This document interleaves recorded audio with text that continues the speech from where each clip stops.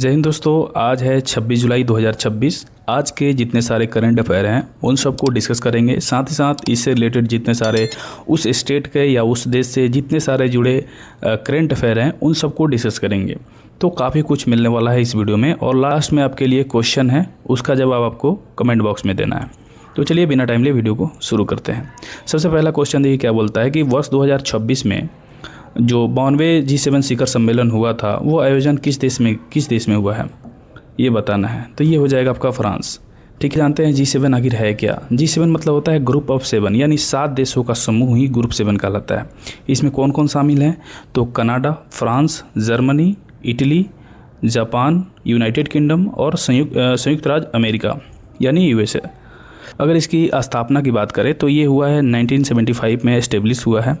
और इस साल का जो थीम रखा गया था वो रखा गया था सस्टेनेबिलिटी, इंक्लूजन और सिक्योरिटी। आमंत्रित देश इसमें थे ब्राज़ील, मिस्र, भारत, केन्या, दक्षिण कोरिया, कतर, नाइजीरिया, यूक्रेन और संयुक्त राज्य अमीरात। ये जो है G7 में सबसे लास्ट में जो देश जुड़ा था वो था कनाडा। ठीक है ना। उससे पहले ये 6 ही देश थे और ये थे France, Germany, Italy, Japan, United kingdom और संयुक्त राज्य अमेरिका। कनाडा सबसे लास्ट में आया है, उसके बाद ही G7 कहलाया है। इसमें अगर देखा जाए तो G7 का महत्व क्या है, तो लगभग पूरे GDP का 45% GDP अकेले ये 7 देश रखे हुए हैं। इसका जो व्यापार अगर देखा जाए, विश्व व्यापार में लगभग 30% नेतृत्व जो है वो केवल यही 7 देश करते हैं।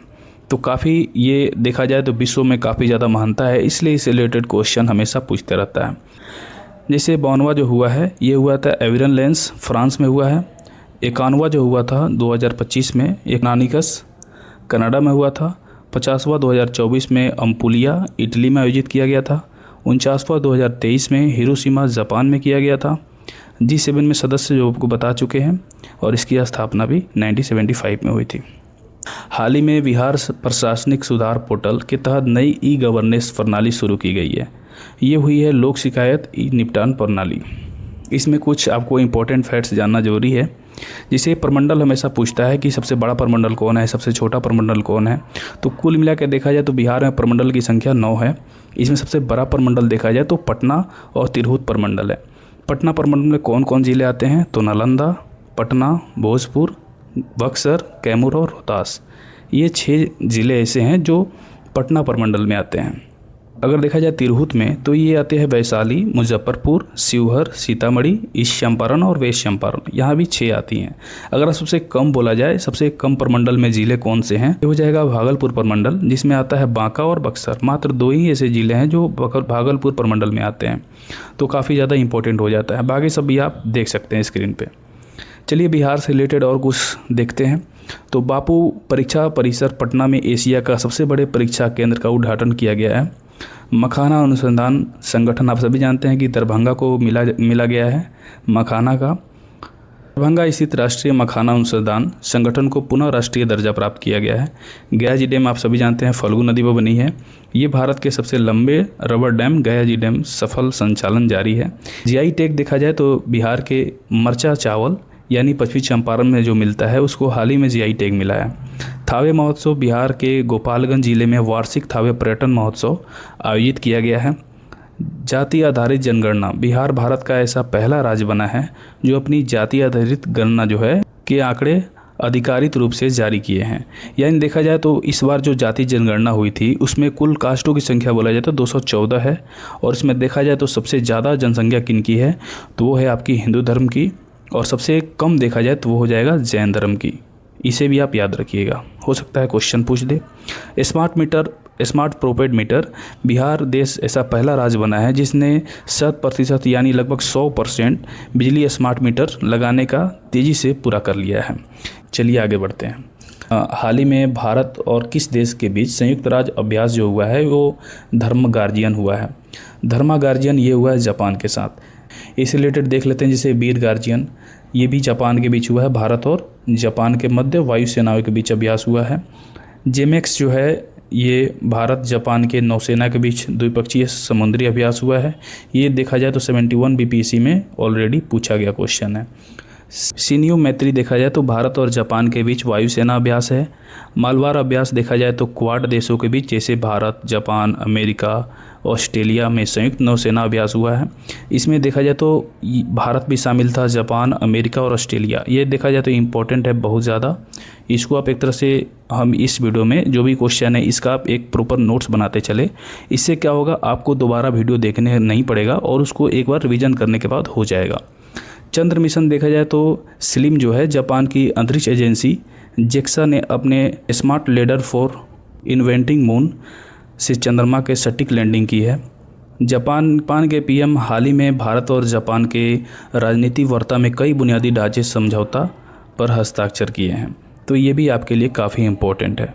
चलिए आगे बढ़ते हैं। देखिए अगला क्वेश्चन क्या बोलता है कि हाल ही में अपने विरासत बफर जोन के संरक्षण को लेकर चर्चा में रहा काजीरंगा राष्ट्रीय उद्यान किस राज्य में स्थित है, ये बताना है आपको। तो ये हो जाएगा असम। असम में काजीरंगा राष्ट्रीय उद्यान स्थित है। और एक सींग वाला गैंडा जो है, काजीरंगा राष्ट्रीय उद्यान दुनिया में एक सींग वाले गैंडे का सबसे बड़ी आबादी के लिए प्रसिद्ध है। चराईदेव मोइदाम असम के अहोम राजवंश यानी मोइदाम में को विश्व सूची में शामिल किया गया है। काजीरंगा की पहली निर्देशक जो है ये डॉक्टर सोनाली घोष काजीरंगा राष्ट्रीय उद्यान की पहली क्षेत्र निर्देशक बनी है। राष्ट्रीय मानस उद्यान देखा जाए तो असम में ही स्थित है। मानस राष्ट्रीय उद्यान बाघों और हाथियों के आबादी की वृद्धि दर्ज की गई है। तो ये भी हाल ही में बहुत ज़्यादा चर्चा का विषय है, तो इससे भी क्वेश्चन पूछा जा सकता है। राष्ट्रीय उद्यान की अगर राज्य की रैंकिंग देखा जाए तो असम भारत के अंडमान मध्य प्रदेश के बाद तीसरा सबसे बड़ा अधिक राष्ट्रीय उद्यान वाला केंद्र शासित प्रदेश बन गया है। असमिया गमोछा देखा जाए तो असम के पारंपरिक गमोछा के हाल ही में जीआई टैग प्रदान किया गया है। गमोछा, असम का जो गमोछा है इसको हाल ही में जीआई टैग प्रदान किया गया है। इसे भी आप याद रखिएगा। आगे बढ़ते हैं। नेक्स्ट क्वेश्चन देखिए हमारा क्या बोलता है कि भारतीय रिजर्व बैंक यानी आरबीआई ने मौद्रिक नीति एमपीसी द्वारा वर्तमान रेपो रेट को कितने % पर स्थित रखा है। यानी हाल ही में जो रिपोर्ट निकला है, यानी लगभग देखा जाए तो ये आपका निकलता है मई से जून लगभग 2 महीना पर निकलता है। और इसका जो हाल ही में जो रिपोर्ट है इसमें 5.25 ही रखा हुआ है। पहले भी यही था। लगभग देखा जाए तो 6 से 8 महीने से लगभग एक ही रखा गया है। ठीक। आरबीआई के अभी गवर्नर कौन है, तो शशिकांत दास है। उन्होंने ग्लोबल फाइनेंस द्वारा शीर्ष केंद्रीय बैंकर पुरस्कार को प्राप्त किया है। उद्यम पोर्टल देखा जाए तो आरबीआई द्वारा लवारिस अनक्लेम्ड डिपॉजिट की खोज के लिए लॉन्च किया गया है। यानी जो जमा राशि है जिसका आता पता नहीं चलता है उसको खोजने के लिए उद्यम पोर्टल को लॉन्च किया गया है। सीबीडीसी देखा जाए तो डिजिटल रुपया, आरबीआई द्वारा ई रुपया को खुदरा या थोक उपयोग को बढ़ावा देने की योजना बनाई है। ये प्रवाल पोर्टल जो है ये आरबीआई द्वारा विनियामक स्वीकृतियों को आसान भाषा में बनाने के लिए शुरू किया गया है। आरबीआई की अगर स्थापना की बात करें तो 1 अप्रैल 1935 को स्थापना हुई थी और इसका जो मुख्यालय है वो मुंबई में है। फाइनेंशियल समावेशी सूचकांक में देखा जाए तो भारत में वित्तीय समावेशी सूचकांक यानी फाई इंडेक्स में सुधार दर्ज किया गया है। इसे भी आप याद रखिएगा। नेक्स्ट क्वेश्चन देखिए, भारत के पहले मानवयुक्त अंतरिक्ष मिशन का नाम क्या है जिसकी परीक्षण हाल ही में इसरो द्वारा किया गया है। इसका राइट आंसर हो जाएगा गगनयान। ठीक है। उसके रिलेटेड और कुछ मिशन देख लेते हैं इसरो के। योमित्र मिशन जो है इसरो द्वारा निर्मित महिला रोबोट जिसे गगनयान की मानव रहित उड़ान में भेजा जाएगा। आदित्य L1 सूर्य का अध्ययन करने के लिए भारत का पहला समर्पित अंतरिक्ष मिशन है जो L1 बिंदु पर सफलतापूर्वक स्थापित हुआ था। काफ़ी ज़्यादा पॉपुलर भी हुआ था और इससे क्वेश्चन भी बने थे। एक्सपोसॉट मिशन भारत का पहला पोलरिस्टिकल मिशन जो ब्लैक होल और एक्सरे स्रोतों का अध्ययन करने के लिए प्रक्षेपित किया गया है। कुलपति इसके जो हैं एस सोमनाथन हैं, इसरो के वर्तमान अध्यक्ष। नया स्पेस पोर्ट देखें तो तमिलनाडु के कुलशेखरम पट्टनम में इसरो के दूसरे लॉन्च पैड का शिलान्यास किया गया है, यानी उद्घाटन हुआ है। SSLR देखा जाए तो स्मॉल सैटेलाइट लॉन्च व्हीकल, छोटे उपग्रह को कक्षा में स्थापित करने के लिए इसरो का नया हल्का रॉकेट लॉन्च किया गया है। तो इसे भी आप याद रखिएगा। नेक्स्ट क्वेश्चन देखिए क्या बोलता है कि हाल ही में दुनिया के 8वें अजूबे के रूप में अंकोर वाट मंदिर परिसर किस देश में स्थित है। भाई ये कंबोडिया देश की है। चलिए कुछ और तथ्य जान लेते हैं। कंबोडिया की अगर राजधानी देखा जाए तो पनोम पेन है। मुद्रा अगर देखा जाए तो कंबोडियाई रील है। 8वां अजूबा देखा जाए तो इटली के पोम्पई को पछाड़कर अंकोर वाट दुनिया का 8वां अजूबा बना है। निर्माण इस विशाल मंदिर का निर्माण लगभग 12वीं शताब्दी में सम्राट सूर्यवर्मन द्वितीय के द्वारा करवाया गया था। मूल समर्पण यह मूल रूप से भगवान विष्णु को समर्पित एक हिंदू मंदिर था जो बाद में बौद्ध रूप में परिवर्तित हो गया। सांस्कृतिक संबंध देखा जाए तो भारत सरकार कंबोडिया में अंकोर वाट तथा प्रापोहम मंदिरों को जीवधार वित्तीय और तकनीकी सहायता दे रही है। इसे भी आप याद रखिएगा। नेक्स्ट क्वेश्चन देखिए क्या बोलता है कि प्रशांत महासागर में रिंग ऑफ फायर क्षेत्र में स्थित द्विराष्ट्रीय हाल ही में तीव्र ज्वालामुखी जो विस्फोट हुआ है वो किस देश में हुआ है? तो ये हुआ आपका इंडोनेशिया में। काफ़ी ज़्यादा इंपॉर्टेंट है। अगर देखा जाए तो जियोग्राफी में जो क्वेश्चन बनते हैं वो ऐसा ही करंट न्यूज़ का बनते हैं। चलिए कुछ इसके तथ्य जान लेते हैं। इंडोनेशिया की जो पुरानी राजधानी थी वो थी जकार्ता, अब उसको बदलकर अब बनाया गया है नुसांतारा को।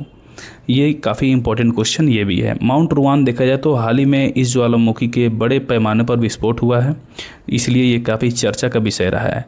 समुद्री शक्ति का अगर बात करें तो भारत और इंडोनेशिया के बीच आयोजित होने वाले द्विपक्षीय नौसेना अभ्यास हुआ है। इसको समुद्री शक्ति के नाम से जाना जाता है, गरुड़ शक्ति के नाम से जाना जाता है। भारत और इंडोनेशिया थल सेनाओं के बीच सैन्य अभ्यास हुआ है। आसियान देखा जाए तो इंडोनेशिया पूर्वी एशियाई संघ राष्ट्र यानी एशियन का संस्थापक सदस्य है। रिंग ऑफ फायर प्रशांत महासागर का वह क्षेत्र जहां दुनिया का सबसे अधिक भूकंप ज्वालामुखी पाए जाते हैं, तो इसे भी आप याद रखिएगा। नेक्स्ट क्वेश्चन देखिए क्या बोलता है। हाल ही में आयोजित एशियाई टेबल टेनिस चैंपियनशिप भारत पुरुष टीम ने कौन सा पदक जीता है?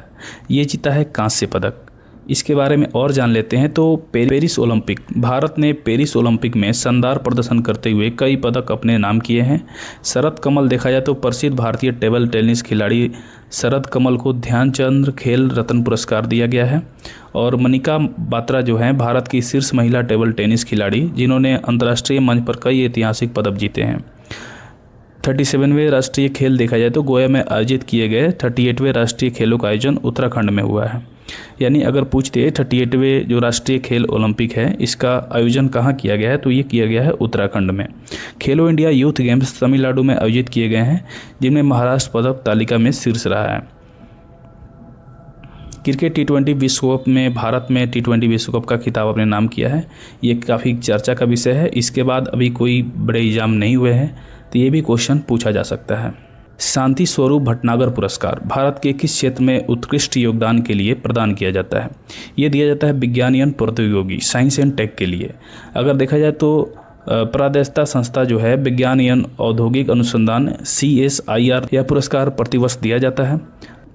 पात्रता देखा जाए तो यह पुरस्कार 45 ईयर्स के जो भी भारतीय वैज्ञानिक हैं वो 7 विभिन्न शाखाओं विज्ञान की जो भी शाखाएं हैं उनमें शामिल अगर हैं, अगर उनका एज 45 ईयर्स हैं तो उनको ये पुरस्कार दिया जाता है। भारत रत्न भी हाल ही में कर्पूरी ठाकुर जो बिहार के हैं, लाल कृष्ण आडवाणी, MS स्वामीनाथन, PV नरसिम्हा राव और चौधरी चरण सिंह को भारत रत्न देने की घोषणा की गई है। इसमें जो कर्पूरी ठाकुर हैं ये बिहार के हैं, इसे भी आप याद रखिएगा।